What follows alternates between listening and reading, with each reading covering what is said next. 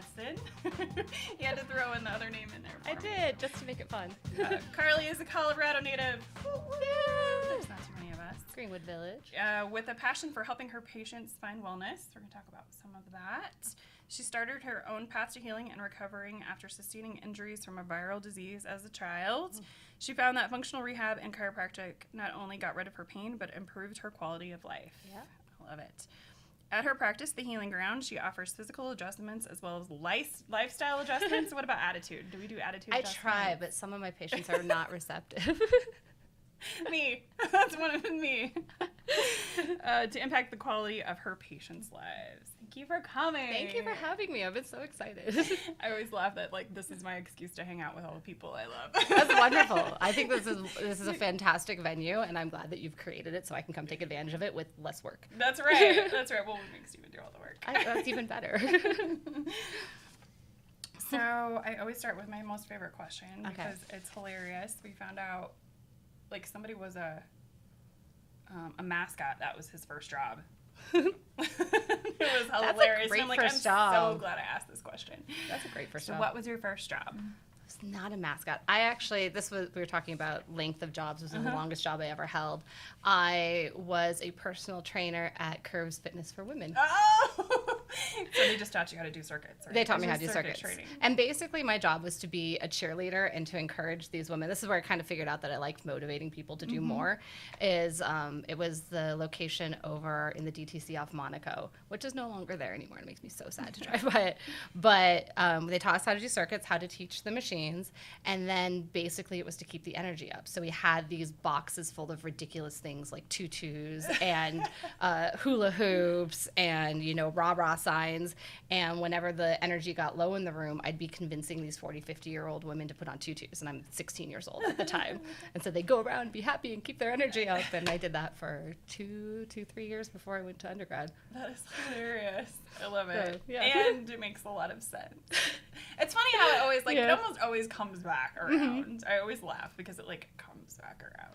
It does. Well, and at that time, I didn't think I was going into anything in health and wellness and fitness because I had the viral thing was I had meningitis, so I have cerebellar damage. I can't stand on one leg. My depth perception is good, gone. And there's no room for me in the health and wellness field. I'm going to be a book nerd for the rest of my life, but I can get people to do ridiculous things and smile about it. This is very true. It's a skill that serves me to this day. It is, absolutely. And we'll talk about, how you do that with your patients. So you have a background in body work. Yeah. So what other modalities are you educated in? I took a 1,000-hour massage therapy training. So that was my first endeavor into body work, was getting my hands on the body. And through that, I've continued doing specialty training in fascial manipulation, which is a form of massage that's just a little bit more therapeutic and more intense than, say, getting a Swedish massage. Oh, yeah, definitely. Yeah, and it's my favorite. I'm a fascial junkie, so I've done a lot of research there. And then, of course, I went and did my chiropractic education, which is a 4-year degree. And that comes with different tools, activator and drop table and diversified style. And then I think what also plays into health and wellness is I ended up getting my undergrad in interpersonal communication and psychology. There you go. My original goal was to become a family therapist. I love the way systems and networks work, and I was going to influence that through a family system. And my first cue was that I actually hate doing research, and as a psychologist, that's kind of important. It's kind of a thing. So I thought, I have this brilliant idea. I'll go become a massage therapist so I can work my way through graduate school working on bodies instead of doing research. And once I got my hands on the body, it was a game changer. But I still have that psychology background. Always important, and I feel like I need one a lot of the time. Yeah. So how do you incorporate that modality or massage and the psychology into your practice? Well, the whole body is really connected together. And there's a trend in chiropractic, which isn't happening so much anymore, which is just that the bone moves, we move the bone back. But they don't have a mind of their own. They don't go wandering off. So it really becomes about tissue and balance that gets you out of whack with the catch in your back or, the kink in the neck. And so by releasing tight tissues and then strengthening and training, like I learned at Curves, and then later, the muscles that aren't working, the bones stop doing things that they're not supposed to. So we Right. impact our joints by impacting the soft tissue that supports them. And that all comes from my massage background, because that was all we learned. So that makes you super different than a lot. It makes you really different than a lot of chiropractors. It's a different bend to it. Yeah, it's a different way of looking at the body entirely. Yeah, because I think, anybody who's done chiropractic, a lot of the time we see like this more like of a cattle mentality where everybody sits in a chair and waits for their 5-second adjustment and then they're out the door. But it's always the same adjustment, which is not necessarily getting you anywhere. There's no progress there. That's my opinion on it. For sure. Try and be diplomatic. Some people love it. Works. Some I'm not saying people it doesn't work. some people just love getting their adjustment and coming back weekly. And what I ask my patients to do is to really invest in their care. And I am looking at whole person in instead of skeleton out. And I can only do so much to manipulate the whole person. We all have our own agencies and our own lifestyles and the things that we will give up and the things that we won't. And to get someone out of pain, they have to decide what they want to do to get there. Right. What's their why? What's their motivator? And if they're willing to do exercises that change how their muscles work, then it'll change how their skeleton sits. And I actually end up seeing my patients' lefts. And the patients that come to me and are referred to me are the ones that want to do that. The ones that want to go get adjusted every week get really annoyed with me really fast, and I'm happy to refer them to other practices. We always laugh, and I'm completely going off script already, Yeah. but we always laugh that you help people build flatter bellies and bigger booties. That's true. Yeah. Because that's what we want. We want nice, big, functional butts Right. and functional flat bellies. Right. Yeah, you lose weight just by doing muscle work. I love it. It's that. I love If I could advertise that and not get different clients. I think we should work on it. Yeah, I think it would I change think my lots of trajectory. people want bigger booties. Yeah, it's true. I'm They're very in these days. I am in with the bigger booty. Many people think of chiropractic as voodoo or pseudomedicine or pseudomedical care. How do you respond to those people? If it's a joke, I joke back because it has to be a joke, right? Right. It's not voodoo. I wish it was, because I feel like I'd be cooler if I was actually doing black Right. magic. I have one patient who says black magic every time he gets off the table. It's like, okay, but I'm really not that cool. It might be white magic. White magic. It's Maybe. magic. I always wanted to do that. It's biomechanics. Right. Chiropractic training is mark for mark, actually more than mark for mark with medical training for the first 2 or 3 years. We have more in-class hands-on anatomical training, biomechanics training, kinesiology training, all these things about how the body works overall. Where we start to differ from medical training is they have more years in residency because medical doctors, what they do comes with a higher risk. Right. So they need more on-the-ground training. Our risk is really minimal. So we do about 3 months of internships. And then medical doctors, of course, have a lot more training in pharmaceuticals because that is the basis of their care, pharmaceuticals and surgery. Chiropractors, we do a lot more training in adjustments because that's what we do. You just put hands on people. We put hands on people. That is our treatment and our care. So it is a 4-year degree, just like medical school. It is science-based, just like medical school, and it helps people get better and achieve new and higher quality of life, Yeah. which I come from my bias of alternative medicine is a little better than medical school. I think they all have a place. They absolutely, yeah. You and I agree that it all has a purpose and a place. I mean, obviously, we have antibiotics for a reason. Absolutely. Right? When used appropriately. And Western medicine saved my life. I had spinal meningitis and I would be dead. I was in the Right. 80s. That was a 5% chance of survival, and it was because of the emergency care that I received that I am even alive to badmouth medicine a little bit. But it's the alternative care. It was the massage, the chiropractic, functional neurology, diet and nutrition that gave me a quality of life when at 1 year old I would just fall over because I didn't know where center was. Right. It was all of those things that kept me from being in a wheelchair and being on drugs and, not being the person I always hoped I could become. Yeah, it's very interesting to me. Every once in a while, somebody will talk about chiropractic being voodoo, and I'll be like, let me tell you what it has done for my life, Thank for you. my children's Yeah. life, for you know, for my overall wellness. And I mean, Grayson was a disaster area before we found chiropractic at 1 year old for him. Like, it changed his life. Absolutely. It takes people away from this cookie cutter protocol and gets into what is uniquely different about your body that could be uniquely better and change that whole quality of your life. And that's what I love about this area of medicine. It's really personalized and very cerebral. Yeah. I love it. Yeah. So no magic at all, unfortunately. Just a little. A little bit of magic. You have a focus on education for your patients. How does that help them with their wellness? I think you kind of talked about that a little bit. Yeah, it's the basis of everything that I do, that I think we want to demystify what's going on in people's lives. Right. If someone feels like their back or their trick knee is completely out of their control, there's sort of a surrender to it. And you lean on someone else to fix it or medicate it or just avoid anything that's going to irritate it. And I feel like compensates well is a dirty word. Right. It keeps you from living the full quality of your life. And so that education, if I can teach you why your back hurts, and then you know if it starts to hurt, it's because you haven't been engaging your core or you overdid it and now you need to balance out going a different way, or you're doing too much strengthening, not enough stretching. It's in your power to control what your day looks like. You don't have to wait till your next appointment with me or your next prescription of muscle relaxants. You get to control what you do and push it further. Right. And that is all about people living the best life they can. Gives them their why.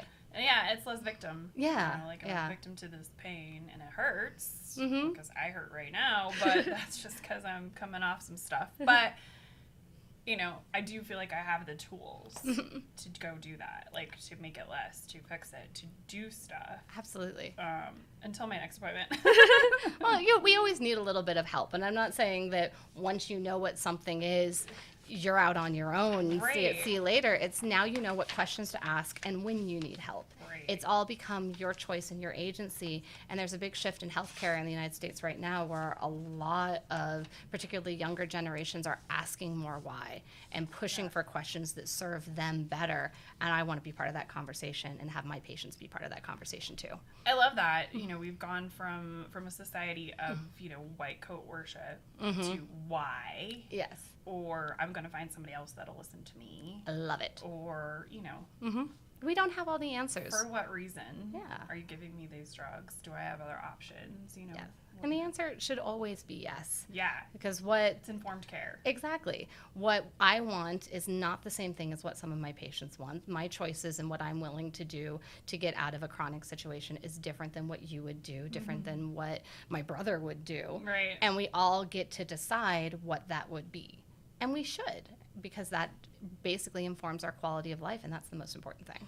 Yeah, it's very interesting, especially with private pay. We have a huge ability, you know, if we have the privilege to have the money, to pick tons of modalities. Yeah. I mean, I've done everything from the lady who, I don't know how she tested me, there was like crystals and stuff, to, you know, Western medicine. Yep. To try to, you know, fix some things, and cool, I'll try it all, whatever, you know, I'm not afraid. But it definitely does, like you said, come with the privilege of being able to seek out those options. And I think there's going to be a lot more of a shift. There's a lot of smaller groups trying to come up with not insurance-based, but group-based that makes alternative care more affordable to those who typically can't. Because my practice is entirely out of pocket. A lot of chiropractors are, a lot of acupuncturists are, because it's just, you know, insurance is a disease-based system, and when you have alternative care, it's a wellness-based system, and they just don't speak the same language. So I like to see that that change is coming, and it'll be open to more and more people, I'm hoping, as time goes by. Health sharing arrangements and things like that. Exactly, yeah. I love that. It's really cool what some people are coming up with. I don't have a business mind like that, so I'm grateful for them. Great. You just let me know when it's ready. Yep, you do it. I'm on board. Well, even a lot of just doctors are going to private pay, or like they call them the concierge services. Yeah. They just pay them a yearly fee or whatever because they're just tired of not being able to take care of their patients the way they want to. You really get your hands tied when you have to follow insurance codes and insurance protocol, that you're not truly doing what is best for the patient first. You're doing what the bottom line demands. And I'll say when my patients ask why I don't take insurance, it's like, I don't want people who make decisions about money to make decisions about your health. Right. There are two different conversations, and insurance has its place. I mean, again, it's that emergency care. Thank goodness for insurance and emergency care when you end up in intensive care in the hospital, or God forbid have a cancer diagnosis and have to have It has a expensive, it supports it. But when you're just going and trying to keep the quality of your life up, I mean, I've had patients turned away from insurance for knee injuries because they are living with 4 out of 10 pain, and that's not good enough for the insurance to send them anywhere. But it is enough to keep them from walking and playing with their kids. And that just breaks my heart. Right. Yeah. Because they're determining your quality of life. Exactly. And, you know, your kids are only going to be 5 once. So go run, go play, and let's get your knee working for you. I don't care what your out of 10 is. It's totally subjective anyway. Right? Here, pick the face. Yeah. Are you sad or kind of grumpy? Grumpy? What pain level is that really? Exactly. And because everybody has a different tolerance too. Exactly. I have people, I mean, what you put up with and what you've experienced in your back is going to change your quality of pain. I did childbirth without medication. My perspective of pain is going to be very different than my husband who cries with a paper cut. Like our happy faces are different. Right? We're just different people. We have different pain experiences. Exactly. He doesn't cry a paper cup. He does need a moment. Paper cuts hurt, Carly. They do. They really do. So will you be expanding your education piece to help those outside of your practice? That's my goal. Coming up next year, I'm really excited. I've been zeroing in on my niche and where I want to go with education. And my passion outside of chiropractic is yoga. I've been doing yoga since I was 10 years old. It's helped me with my balance and my coordination. I was stuck at beginner intermediate for like 20 of those years. Some of us just stay there forever.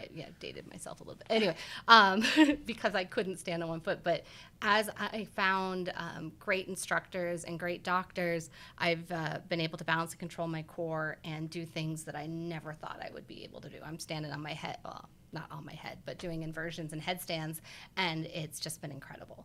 So that's my side passion, my side hustle. And I'll be starting yoga teacher training in the fall so that awesome. I can help people get more success out of yoga and pain management out of yoga instead of seeing so many people getting hurt by it in my office.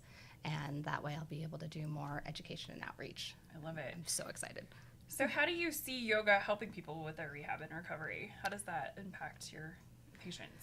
It's a real whole body approach to integrating all of your muscles and all of your balances. It lets you practice I teach really simple exercises in my office. We're talking like tighten your tummy, clench your butt. That's not always the easiest thing though. No, people hate me for that. It's the simplest, subtlest thing, and it's a mind game that you have to find. Mm-hmm. But until you integrate it into more extreme movements, it's just that thing you do when you're lying down because I'm in your head. Right. So gotta do my reps. Exactly. Do my reps. I could do them right now. Right. I'm working out. So what yoga does is it challenges that with balance, with core control, and with mindfulness. And a lot of what my patients need to do is just slow down. That's the other least favorite homework I give. I told one patient that I needed her to go home and work on her breathing because she's breathing all up here. And I was like, I need you to drop down into your core and breathe. You know, take a bubble bath, breathe. She's like, can't I just do sit-ups? Like, she want to slow down. So it creates this mindfulness, it creates this moment and this whole body strengthening and coordination. Mm-hmm. You can't get into those beautiful arcing poses if your shoulders are up in your ears and you're contorting yourself to get there. Mm-hmm. It really becomes about effortless effort. And I think it's just absolutely beautiful. It's not something to muscle through. It's something to sit into. Try easy. Yeah. I was at a yoga class. Try easy. I like that. Years ago. And the instructor was like, just try easy. Like, don't push it. Like, but it was like, yeah. And that has stuck with me. Like, just try easy. I love that.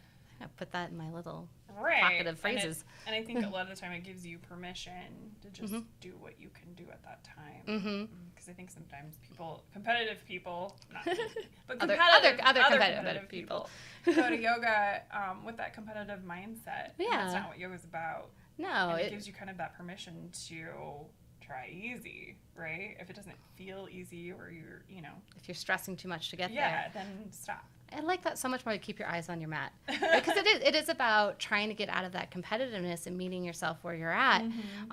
But it is so subjective because you're not counting what your PR is with doing deadlifts. You're not putting more plates on there and going, oh, that's 5 more plates than last time. It's, well, am I really touching my toes better than last time? It takes achievement out of it and puts you in the realm of success. And success is goal-driven and never achievable, and it always keeps you moving. Once you hit that max for deadlift, there's a point where your body just can't do anymore, or you're going to start hurting yourself. And, when you're goal-oriented like that, you can plateau and end out, and there's always something more to do when you're testing how your body moves. Yeah. Yoga is really interesting to me, too, because I am that. What's my PR? How I like to lift things and put them back down. So, and that's a great exercise, too. Don't get me wrong. No, it totally is. But then I go to yoga, and it's a completely different mindset. And it's a mindset shift. So it's really interesting for you to say, it's a mindset change for people, because it's very true. I go to yoga just to get through a yoga class. Exactly. Like, I'm just going to be here and breathe. And whatever I can do, I can do. And sometimes I just lay down for a while. Exactly. I'm like, just don't feel like it, or my body is not, no. Yeah, but you're here on the mat. I'll be here. Yep.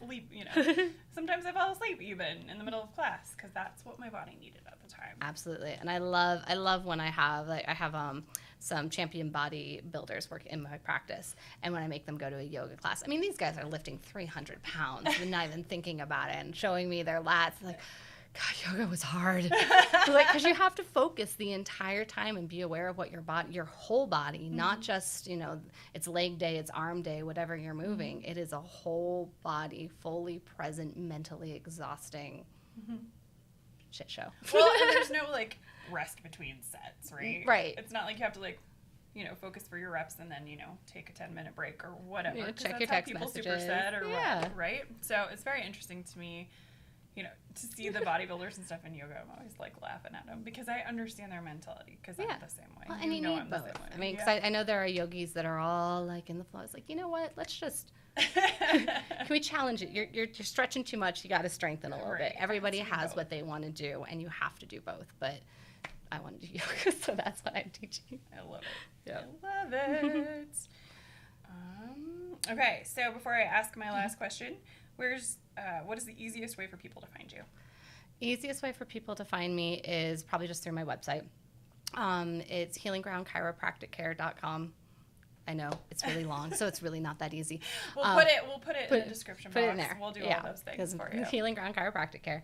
Online, new patients can schedule appointments online. You can reach out to me for consultation and questions via email, and it does link you to Facebook and Google as well, where I'm building my social media platform as I reach out to do more patient education. So there are videos and links and educational tidbits every week, and that'll link you out to everything. Yes. Go find Carly. Yay. We love her. So what is the one thing everyone could or should be doing to improve their health, in your opinion? Oh, the one thing. I get to cheat by realizing that health choices are 1,000 little choices every day. I love it. It's not that you're going to start a diet and now you're on your way, or you're going to see your chiropractor and you have been fixed, or take a new prescription and that is it. It is, what are you doing every single day that pushes the needle towards your health goals? Asking yourself why, and is every single choice in service of your why. I love it. Thank you. Thank you for coming. Thank you for having me. This was so much fun. You're welcome. You're my favorite, so it's good to hang out with you. It's never get tired of hearing that. Favorite back at you. Cheers.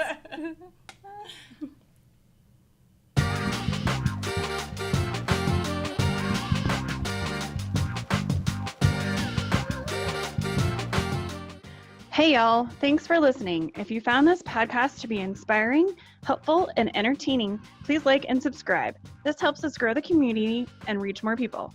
If you are interested in learning more about this episode's guest or accessing any of the books or other resources mentioned in this episode, be sure to check out the description box below. Until next time, be abundant.